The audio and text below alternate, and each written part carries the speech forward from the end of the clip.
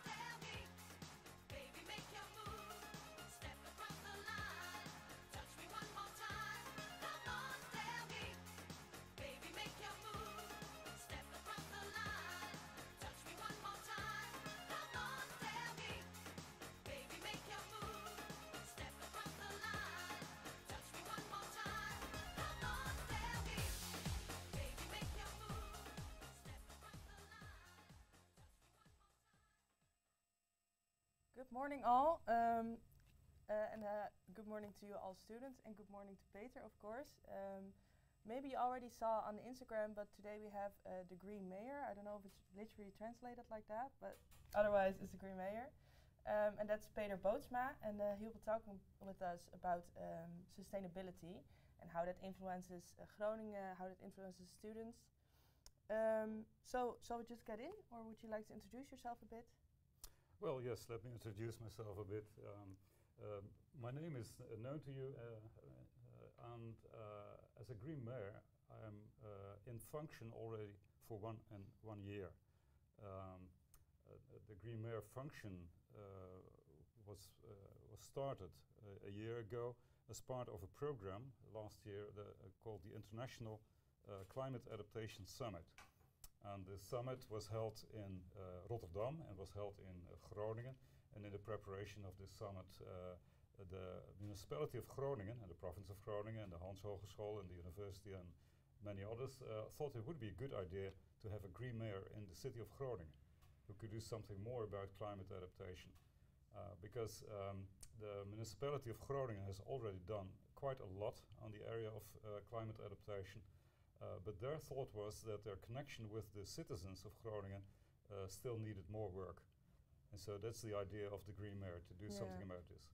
Okay, okay. And how did you become in this function? As you said, there was just a summit, and there were elections, I would assume. So you were elected, sure, yeah? This was proclaimed half a year before for October 2020. And there were 6 candidates, and all of them presented themselves in videos, and people in all of the city could vote. And the person with the most votes became the Green Mayor. So that's what happened. Okay. And what did you do before the Green Mayor? What led you up to the moment to become one? Yeah, well, Green Mayor is just a part-time function. Yeah. It takes a day or a day and a half a week. So it takes quite some time, but besides that, I'm chairman of an association called Noorden Duurzaam, which is an association in Friesland, Groningen and Drenthe with around, we have some 80 members, which is not that much, but quite a few institutions and organizations are member. This association is doing research in the field of sustainability. And so we were quite into this whole topic of climate adaptation as well. I can combine this. So. Okay, that's amazing. And so this is the first year, as you said, there's a Green Mayor. And why is there just now a need? Why wasn't there before a need? Well, perhaps it's just the growing interest in the topic that explains this. It had to happen. Okay. It had to happen. Yeah. And how do you like to be mayor, actually? Well, yes, I think it's a nice job to have. It's rich of contacts with everyone. It gives you the opportunity to do something about the really hard topics in sustainability and climate adaptation. There are easy topics and there are hard topics. And the easy topics perhaps are in the small things you can do, you can change today. And the hard topics are how do we change the way we do politics in the city, for instance. That's very difficult. Yeah. Exactly this function of mayor gives you the opportunity to talk with everyone. And also to do some fundamental thinking with other people about how's our political system changing and what do we need to do more. Yeah, exactly. And you said, so it's 2 days that you're actually Green Mayor. Day and a half. Yeah, so what would be an ordinary day for a Green Mayor? Well, it would consist of, I'd say, 3 different things. There is helping people with complaints or initiatives for sustainability or for climate adaptation. People call me or people send emails and they have nice ideas, and so I get them in touch with other people, for instance in the municipality or in the university or in the Hans Hogeschool. Yeah. And so that would take part of the day. It's not exactly planned, of course. Yeah. The second part of the day would be spent on preparing and setting up projects. Projects that can be set up from this function of Green Mayor easily. For instance, demonstration projects with new techniques in the area of climate adaptation. For instance, rainwater falls on your house, on your roof, and then it ends up in the sewer. That's quite okay, but not when there is a lot of rainfall. Nee. Because if you have heavy rainfall, then you will get floodings as well in the streets, and that's not funny. So what to do about this? You could introduce a new system where you catch up rainwater and you deliver it to the sewer on another time. And these type of systems are just getting to the market at this moment. And so I'm setting up a demonstration project to show quite a few of those within organizations or schools here in the city. Okay. And what would you say is the most exciting about that, about your part of the day, about being the Green Mayor? Well, I didn't answer the previous question completely, because this was the second part of the day. There is the third part of the day, which is about politics, but I'll talk more about this later on. So what's most exciting? Well, I had quite a lot of fun in recording a video together with the children's mayor.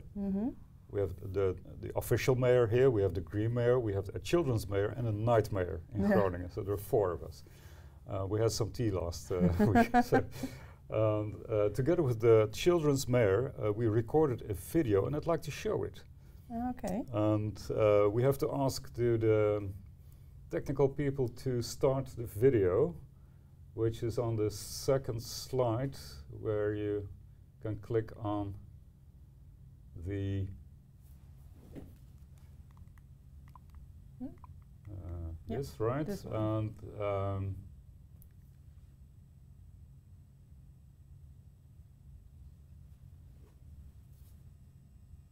Oprit. Groen. Of de straat. Wij testen nu wat het verschil is. Wie van de 2 kan op tegen onze spuitwagen? Hoe heet worden ze? Of kun je er een eitje op bakken? Maar nu eerst, waar leven de meeste beestjes?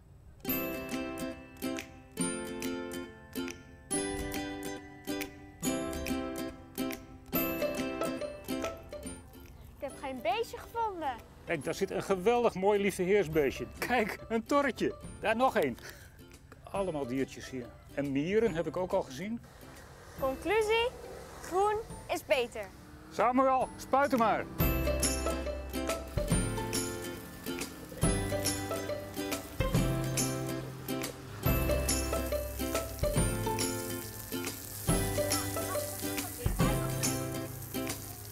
Het trekt niet in de grond. Het loopt allemaal de straat op. Dat gaat hier een stuk beter. Je ziet, je kan ook nu weer beter voor groen kiezen. Zeker omdat we door klimaatverandering steeds vaker hoosbuien hebben. En het wordt steeds warmer. En welke oprit is dan het beste? Hier is het niet warmer dan 18,3 graden. De stenen zijn een stuk heter. Dat verschil is natuurlijk heel groot. En wil je daar meer van weten, kijk maar eens op de hittekaart van de gemeente Groningen. En zoek daar eens op het verschil tussen het Martinikerkhof en de Grote Markt. Dan zie je dat stenen heter zijn dan groen. Een groene oprit is dus in alle opzichten beter. Wil je ook zo'n oprit? Ga naar groningenklimaatbestendig.nl. Zou je er ook een ei op kunnen bakken?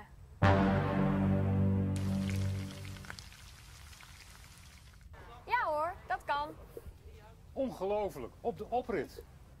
Op de oprit, ja, maar in een pan.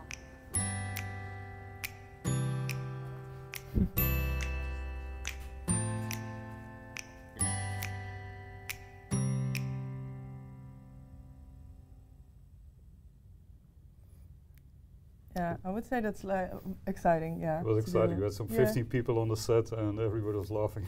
So, especially about the egg. For the English people, if you don't understand, ask in the comments. And what would you say is the least exciting?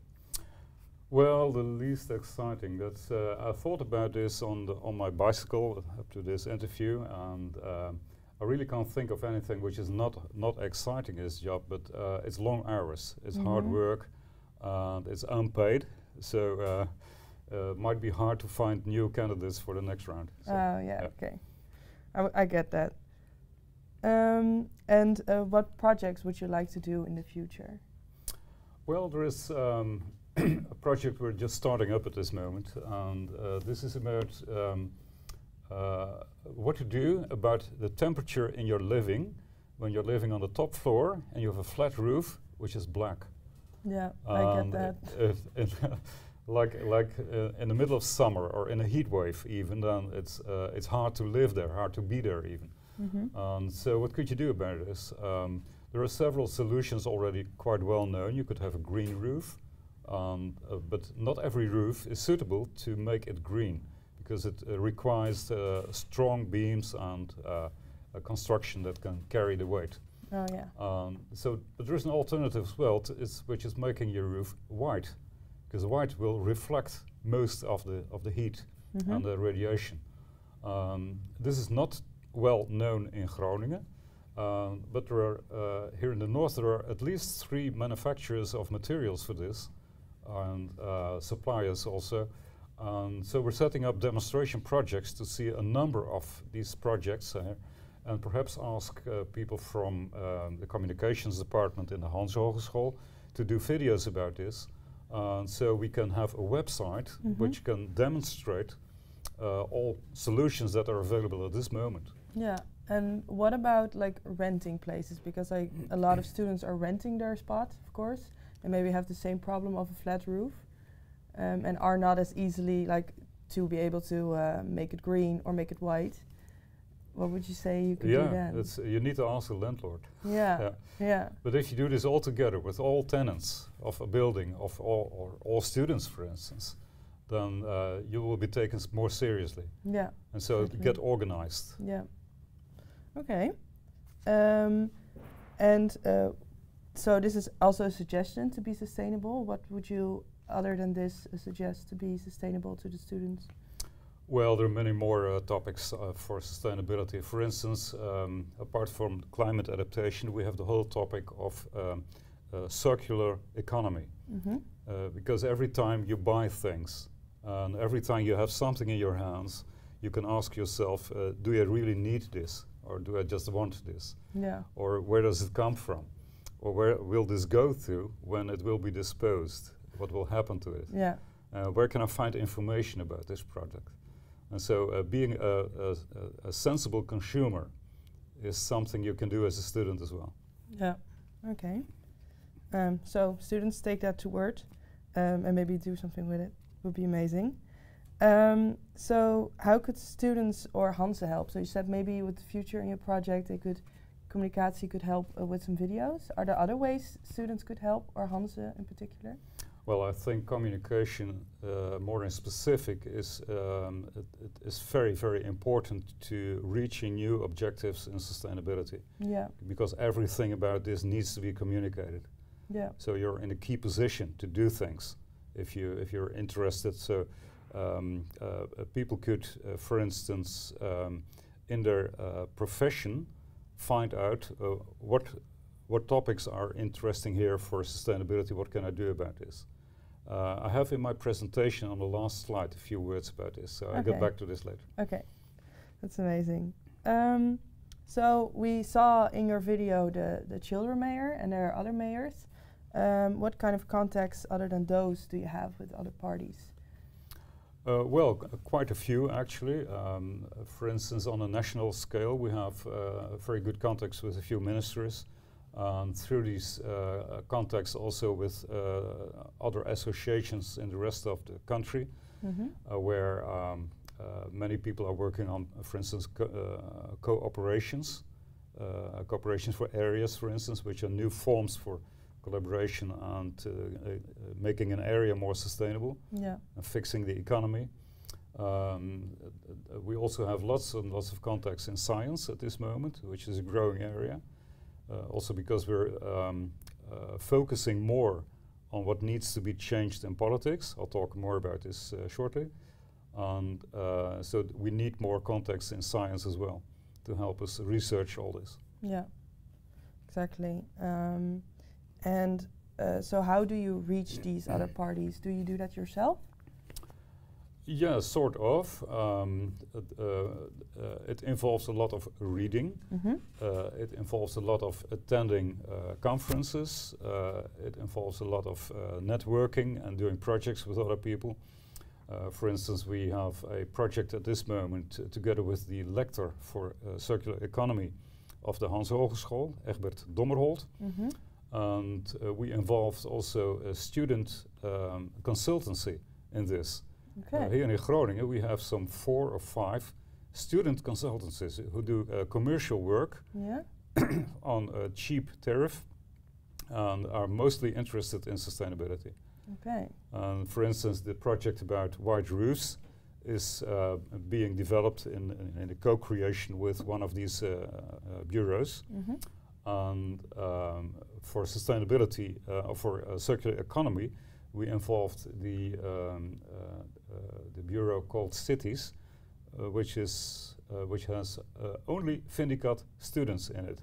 Oh. So this indicates that all student associations are somewhat interested in sustainability nowadays. Yeah, yeah, I would say so too.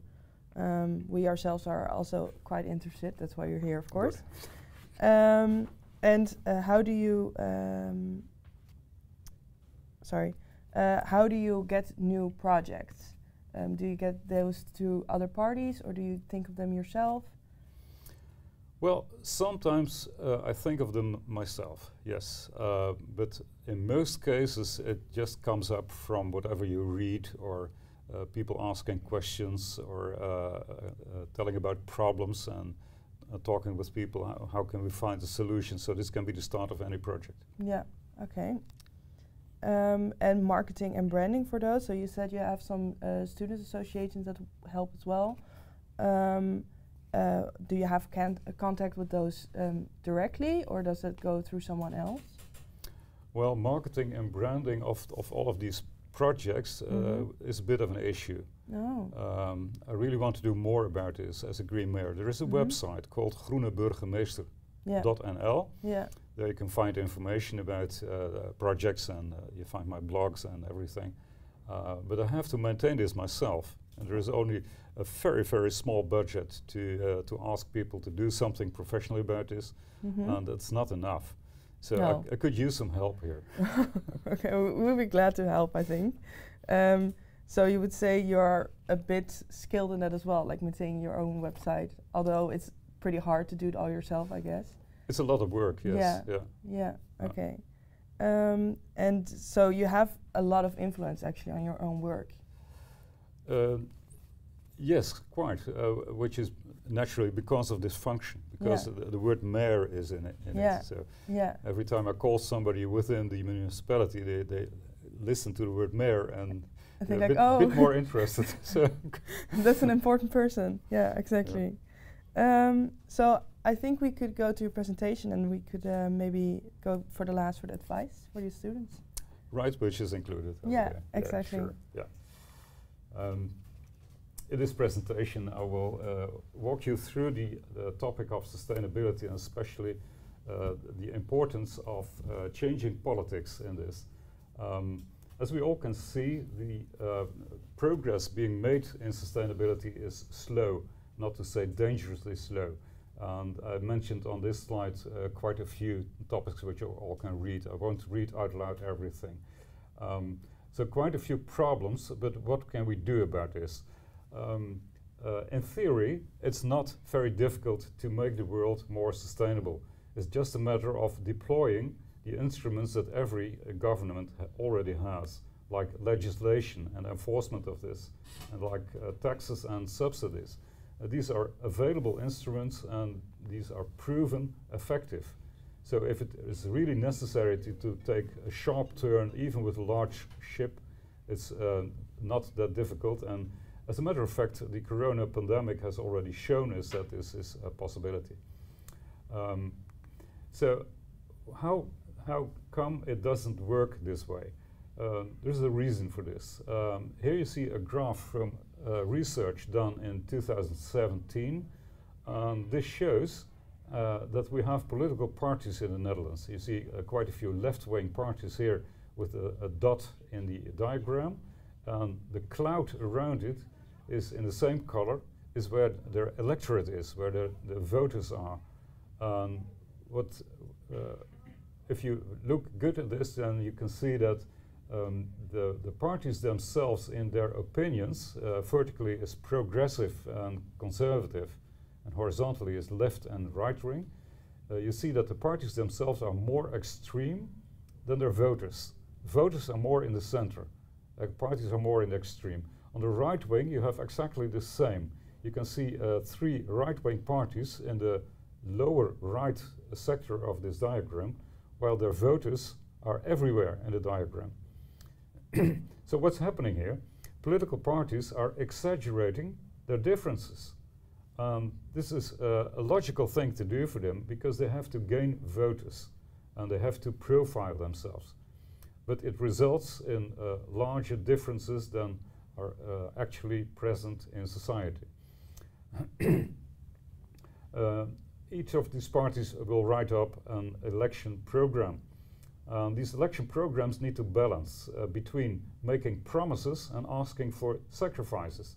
And the point is, if you make more promises about what will going to happen and which will make people happy, then it will generate votes. But if you ask for sacrifices, then this will cost you votes. So political parties, they know what to do. This results in a pattern. And this pattern is here. The pattern is we focus on here and now, because if you ask for a sacrifice, but you can combine this with a promise in here and now, then people may say, well, that's a good idea. I'll be happy to make the sacrifice because I will get something back, or get something in return. But they'd better neglect the elsewhere and later issues, because if you ask a sacrifice for something happening in 3 generations, then you won't have the profits yourself. So what happens? The political parties, for instance, the populists, they will just deny expensive facts. They will deny the climate crisis, because if they ask less, they can promise more. And so they will gain more votes. The nationalists will do something the same. They say, well, the problem elsewhere is larger, so why should we bother? The socialists are aware of a climate crisis, but their point is to ask for solving inequality first. And the neoliberalists, they also acknowledge that there is a climate crisis, but their point is the market will fix it and science will come up with solutions. And then we have center parties left. And these center parties, for them it's quite easy. They just look left and right and they will find out that everybody is asking less and promising more, so they just can do the same. And so here a pattern exists, and this pattern is self-enforcing. This pattern creates a blind spot. That's a problem in politics at this moment. So what to do about this? Conclusion so far that there is short-term local benefits in ideologies. Sustainable development, on the other hand, is not about local and short-term, it's about long-term. This misalignment that we found is systemic, and there's no way to solve this within the paradigm of liberalism at this moment, or liberal democracy. What we see is a formation of a government which takes far too long, almost a year. Politics is too occupied with themselves and they can't lead transition. So that's a real problem. So we need to look for an alternative democratic system with an emphasis on the word democratic, because we don't want to end up in autocratic systems or in anarchy or in chaos. So how about democracy, the next step? Finding a democratic system which can help us, well, we might look into history. When we go back some 7 centuries, some 8 centuries to the 13th century in the Netherlands, then we have a time frame in which the society is growing, the population is growing, the economy is growing, but at the same time we have a large problem, which is frequent floodings. And these floodings, they are a threat to society.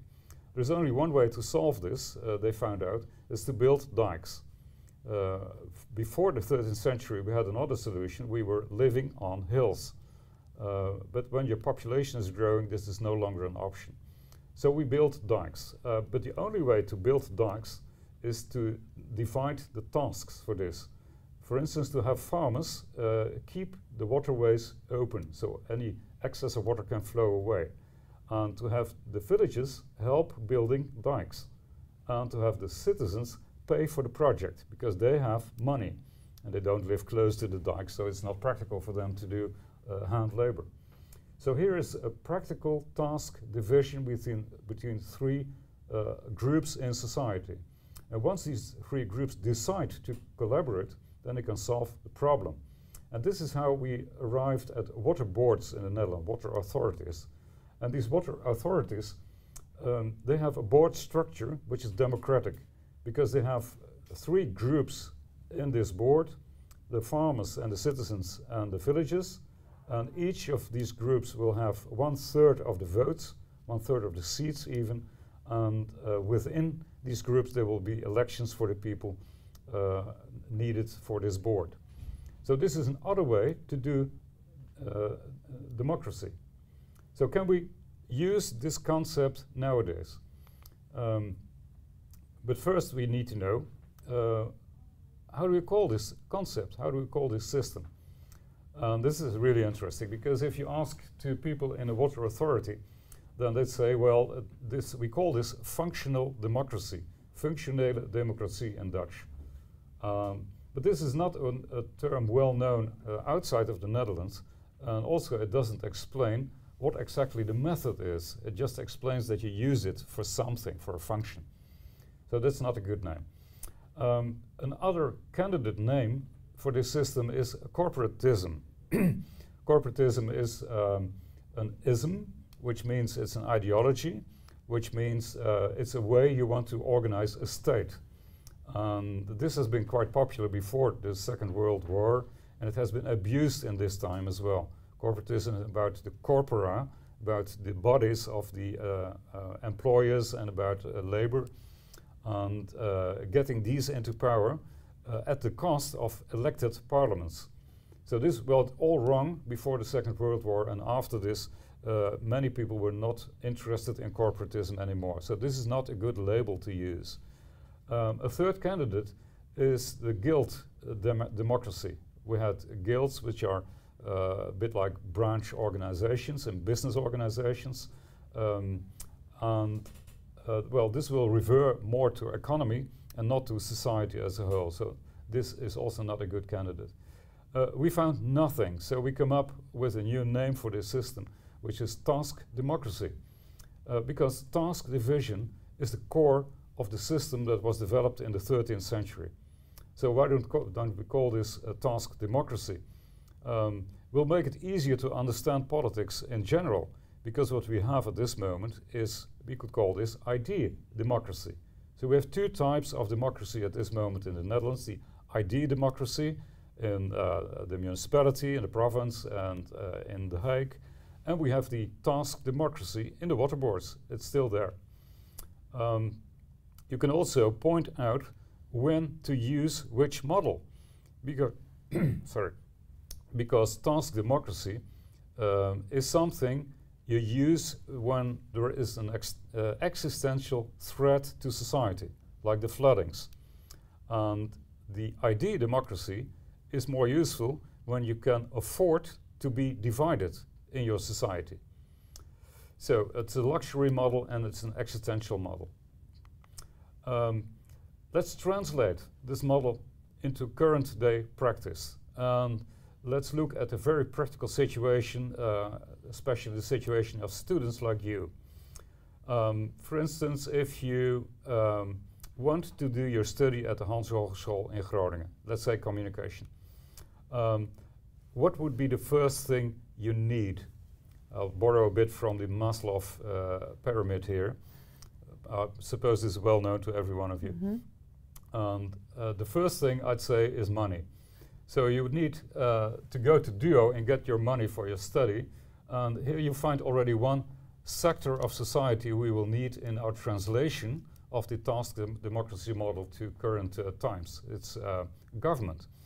A second thing you will need is to get your vaccine, because you need to stay healthy. So you need to go to the healthcare. So this is another sector you will need in our translation of the task democracy model. From there, you can find a student home. And you need to rent this from a landlord. And so this basically is a company. So companies and businesses are a third sector. So we have already 3 sectors found. And from here, if you have money, you're healthy, you have a space to live, now you need furniture. So you go to IKEA, which is a business. You go to the Albert Heijn to get your food, and you need some clothing, so you go to the H&M, and then you step on your bike, and then you cycle to the Hanse Hogeschool. Here we find a new sector, because here's about knowledge, it's about science, which can learn you something. And on top of all of this pyramid is your social environment, which is the KIC where you get lost. You get to find yourself before, find friends, and to develop yourself. So, so just by analyzing in a Maslow style the life of students, we can find out that you will need at least 5 sectors in a modern translation of the task democracy of the 13th century. So we've been working on this model of 5. And actually we developed it a bit differently, but it's a way to tell. Yeah.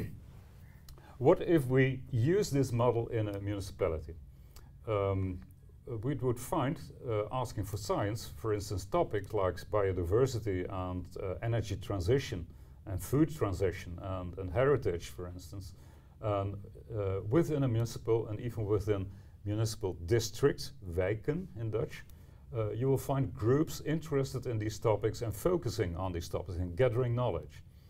You will also find groups of citizens which are organized themselves, which are, for instance, our tenants, are perhaps elderly in neighborhoods, are singles, or are youth or students even. No students in this list? No. KIC should be here. Of course. Within government, you will find, of course, the village alderman. You will find also environmental services. You will find social services. You will find the police. You will find many more services of government. So it's not just one institute, it's many institutes. Businesses is a large group as well. There may be a few multinationals in Groningen, for instance, but there mostly are SMEs, small and medium-sized enterprises. There may be business parks, there may be self-employed people, so quite a few here as well. When it comes to the non-profits, this is a rich area as well. We have education here, we have healthcare, there is community centers, there is sports, there's culture, there's a live view, and there is civil initiatives. So in each of these 5 sectors, a lot can be found, and together, these 5 will represent society as a whole. So this is still a solid model to use for politics. What should we do once we get these people together in this order and in the same way as we had water authorities in the 13th century? They need to have a task. There are 3 things they should do.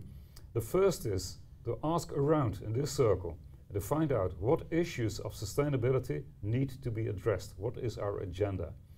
The second is to develop campaigns, campaigns to work on together to address the top issues from the list we just found. And the third thing to do is to do research, to find out about trends in sustainability, to find out about impact of their own campaigns. And once you have these 3 tasks up and running within a group of 5 sectors, then you will have a new type of democracy. So this is not to replace democracy as we know it, but to have an extra chamber. So this could be a model, for instance, for the second chamber of the municipal council. If we have 2 chambers in The Hague, we can have 2 chambers in Groningen as well. More about these campaigns, because what can each of these groups, each of these sectors contribute? For instance, science can do quite a lot of things. They can measure, they can stay in touch with experts, they can gather opinions, they can do literature research, they can build information dossiers. So a lot to be done here. Citizens can do a lot as well.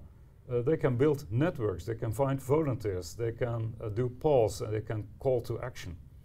The government can give advice, they can give money, they can do communication, they can set regulations. Businesses can do innovation. They can do internships, for instance. The non-profits can do quite a lot of things. They can do education, they can do knowledge sharing, they can do meetings, they can, to summarize, they can keep society together and keep people inspired to do something about sustainability. If you add up all of this, then it's easy to design sustainability campaigns that really change things. So it's just a matter of organizing politics in a different way that makes it easier to do transitions. Where will you arrive? Here's a positive cycle to show to you. When we organize in this way, in the circle that you see, then for instance, if you do this within a district in town, then the direct effect would be that this council of a district would be more representative and would be more professional and action-oriented and would be more parliamentary. Once this happens, then the municipal council will have more confidence in the professional quality of this district council. And once this happens, they can count on more budget. And once you have more budget, you will get more projects done.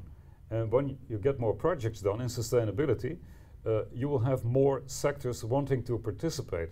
So this will enforce itself as a cycle. To summarize, to compare, I won't read this out loud. You have a left and a right side here. All of this presentation will be available to you. It's already here on the technical desk, and I'm sure that Tirza will look after it, that everybody will be able to get this. Yeah, of course. Okay.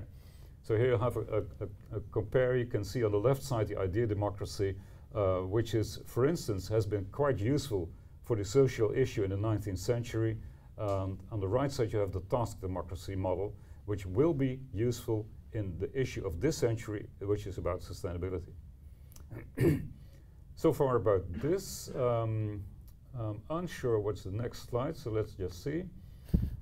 It's about study associations like KIC. So what can you do? Well, what can we do, yeah. What can you do? There are 4 things here. You could just be a sustainable association. You could do something about your office. You could do something about how you organize events, about the merchandise you have. Is this green or is this not green? About traveling, about hiring, anything. So what to do about this in concrete is unite with other associations having the same ambitions and do benchmarking. Borrow ideas from others. So this is what you need to do. A second thing you could do is to stimulate your members to live sustainably. If you really want to do this, then you need to write up what do you really ask from your members. And you need to be an example as the board of the association. Mm-hmm. That's the second thing. The third thing is that you can help your institute to be sustainable. This institute will have buildings, will have outside space, and will have mobility and need to do something about climate adaptation and everything. There's policy to be set. So you need to be involved, and you can help them by doing research. Because it's easy for you to do research. You do research every day in your projects, and you can focus on the sustainability of your institute as well. So here's an option. And the last thing I'd like to mention is that you can promote sustainability as a core theme in professional communication in general. because every one of you in your professional career will have to deal with issues of sustainability. And there's quite a lot of new information here. You need to learn about the SDGs. I won't explain now. You need to learn about the ESG policy. And I won't explain it here. Okay. What are LCAs, for instance? And so there's a lot of new words to learn here and new topics to learn. And what you can do as an association is to help updating the curriculum. So these are my advices for a study association. Good advices, I would say. So. I already talked about what you can do as a student. You can step on your swap feet and do a lot more things. And each of these things you can think of, how can I make this more sustainable? And it's think before you buy. Here's the summary of what I already said. Yeah. So that's it. Thank you. Okay. I think that will be pretty clear. Are there any questions from the students? Any questions for Peter? How to be sustainable? I think KIC could learn a lot already. We're trying to be sustainable as well this year, as we just did last year. So I think we could take your advice to hand, yeah.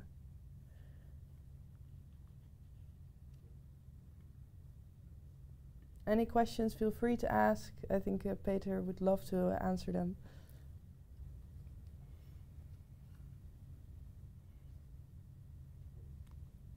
I learned once that it takes 9 seconds before people come up with a question. Yeah.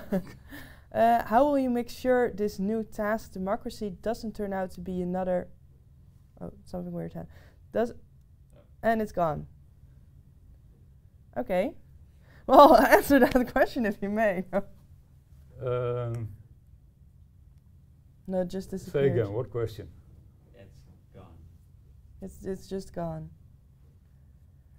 I think he was a bit shy about his question after all. I shouldn't be shy to ask questions. No, exactly. We're here to answer them, so. Yeah. Well, if there aren't any questions last time, then I really want to thank you, Peter, for being here today and learning us about sustainability. I think I learned a lot, and the people here as well. We want to thank, of course, the technical people for making this possible again. Beeldkameraden really made this possible for us, as they did last time. Last time we saw Tom as well from Beeldkameraden. I forgot to introduce myself, so you have to fill in the form. My name is Teerse Griep. I'm the chairwoman of KIC right now. Maybe a bit late, but you saw my face the whole time. I wish you a nice afternoon.